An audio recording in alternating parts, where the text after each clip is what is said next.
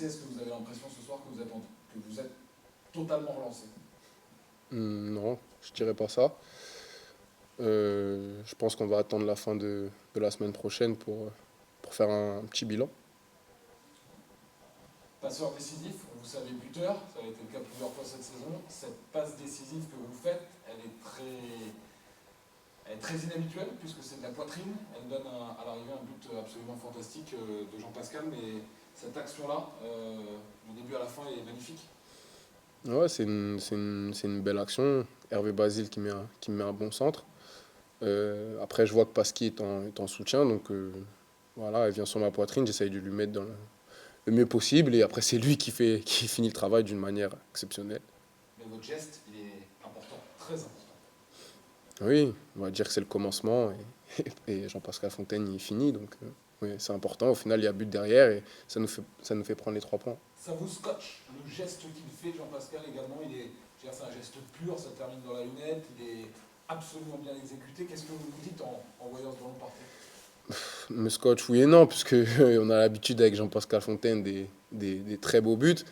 Mais c'est vrai que sur le coup, voilà, ça va vite et il la prend parfaitement, il la met parfaitement, le gardien il peut rien faire. Donc franchement, faut le féliciter.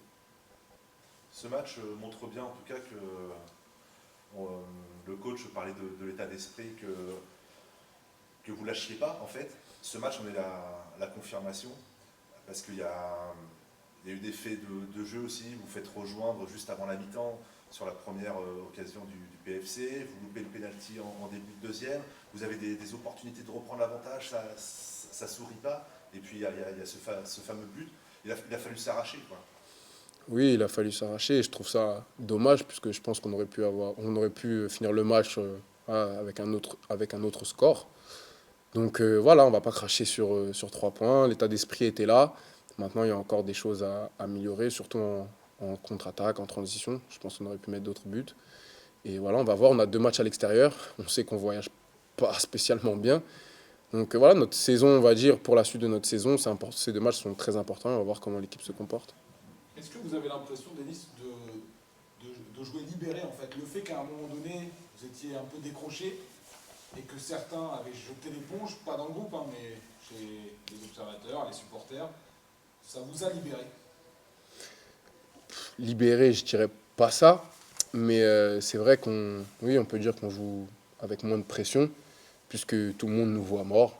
Donc au final, on joue les matchs les uns après les autres et peut-être qu'il y aura une surprise. C'est aussi ça qui vous a permis d'aller décrocher un succès à Sochaux, ce soir d'en décrocher un capital face à en plus une équipe qui était qui est la meilleure défense du championnat?